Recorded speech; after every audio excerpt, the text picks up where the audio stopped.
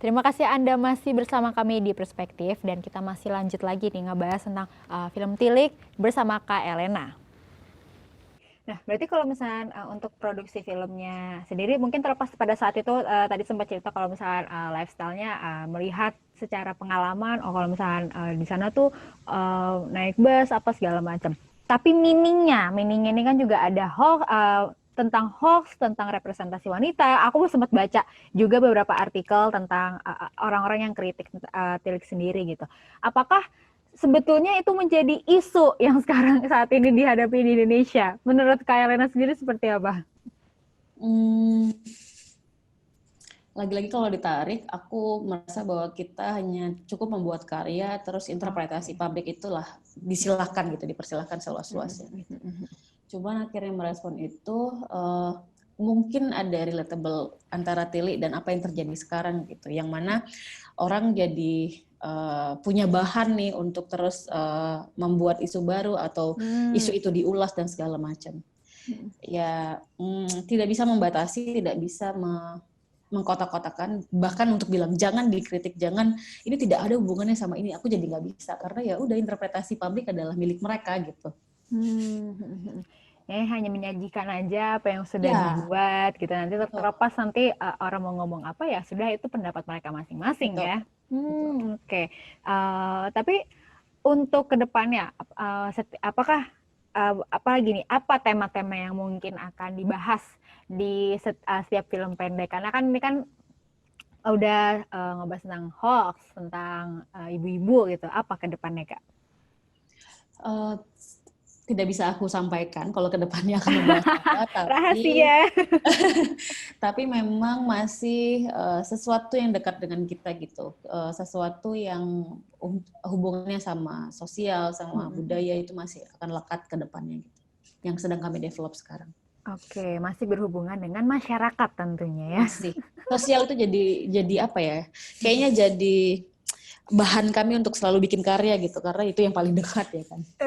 Dan mungkin lebih ringan, lebih mudah tersampaikan juga ya. Mungkin. Oke. Apa yang ingin disampaikan untuk para pembuat karya lain? Kalau misalnya banyak yang mungkin mendapatkan kritikan sebagai sesama produser deh Kakak, sebagai produksi, apa yang ingin disampaikan kepada mungkin sinias-sinias lain bahwa setiap karya akan mendapatkan sebuah komentar seperti apa nih Kak? Menurutku jadi terbuka aja untuk itu gitu, jangan jadi itu sesuatu yang beban untuk kita. Karena lagi-lagi menurutku ya prinsip kami adalah kita bikin aja, gak usah merasa untuk orang terus harus suka atau harus benci gitu. Jadi ya udah jangan sampai gara-gara kamu khawatir tentang kritik atau apa ya makian dan segala macam terus kamu tidak membuat apapun gitu. Jadi tetap produktif, tetap bikin aja. Pas itu dicaci, dimaki, bodo amat gitu. Ya, nih kalau misalnya ngomongin Tilik lagi, apalagi film Tilik itu kalau misalnya kita lihat dari awal tuh kan kayaknya wah Butejo nih begini-begini ngomongin si Dian gini-gini, ternyata akhirnya plot twist. Aku mungkin nggak mau banyak nggak mau ngasih tahu ya pasti endingnya, tapi kok bisa lebih ke situ, kok bisa gitu, kok endingnya malah kita yang kayak hah, oh gitu, lebih ke gitu sih. Kayak gimana tuh Kak pertama apa sih, kayak kok bisa berpikir oke, ceritanya seperti ini gitu. Kenapa ya bisa terpikir seperti itu ya, karena memang ada hal aja yang terus rasanya itu jadi penting ada di film gitu.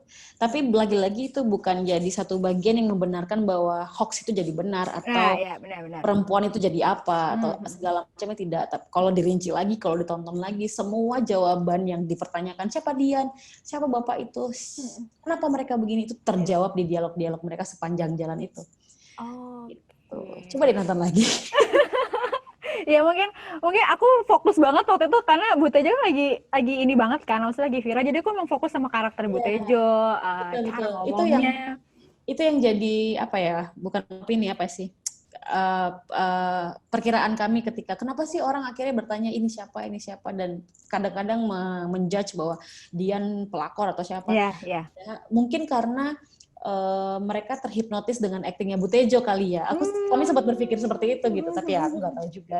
Bener-bener, karena kan wow dia yang paling paling highlight sih di situ kan.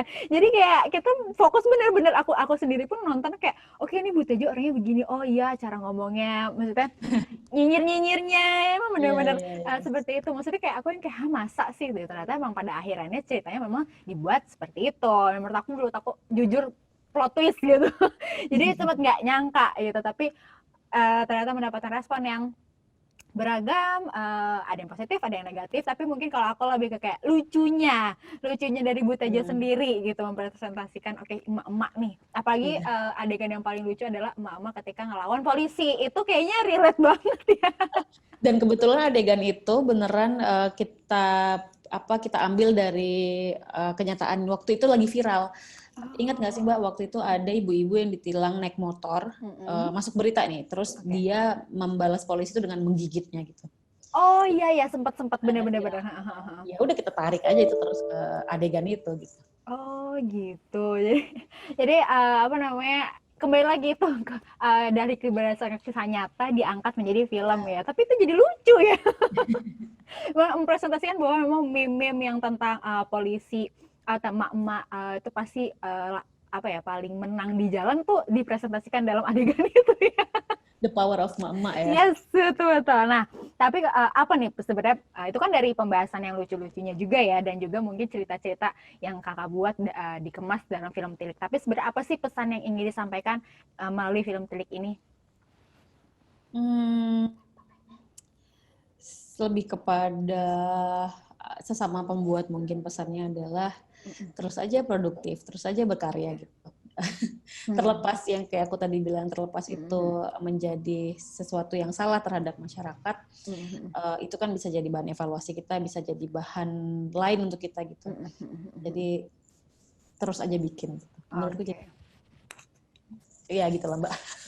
Untuk masyarakat akhirnya mengkritik dan apapun itu, aku tetap kekeh pada pendirianku bahwa interpretasi publik ya milik publik gitu. Oke. Nah, setelah suksesnya nih film Tilik nih ya, apa biasanya nih kalau misalkan mungkin sebagai apa ya, kalau orang udah suka nih, masyarakat udah suka, mungkin biasanya pasti kan pada penonton, oh oke tentang temanya tentang ini aja, karena menarik perhatian balik lagi viewers. Tapi sebagai untuk Kak Elena sendiri sebetulnya next nih ke depannya, apakah pengen memproduksi film pendek dengan tema yang serupa, atau mungkin mau berkembang lagi, misalnya kayak mau horor lah katakanlah, atau pengen drama lagi gitu. Kira-kira gimana sebagai dari kacamata Kak Elena sendiri? Kami akan membuat film dan karya selanjutnya yang ingin kami buat aja gitu. Terlepas nanti akhirnya terlihat sama temanya atau kok beda banget gitu. Itu bukan jadi fokusnya gitu, tapi lebih kepada apa yang sedang kami ingin bikin aja. Tuh.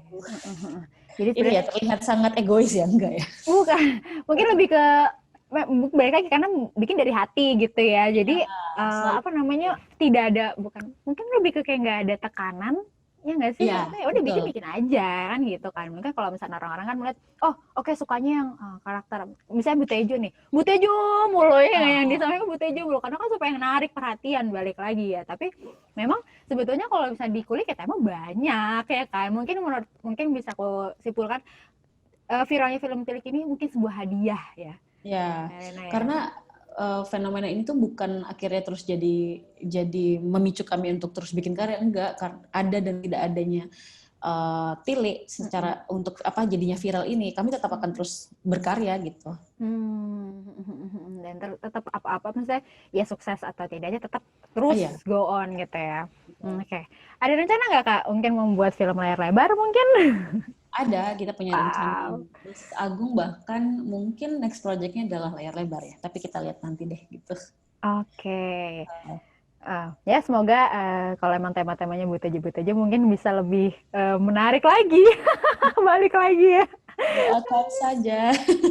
Oke. Tema kedepannya apa nih Kak yang lagi diproduksi? Mungkin ngebahas tentang relate tentang sosial kah, atau mungkin drama, mungkin genre-genre lain mungkin?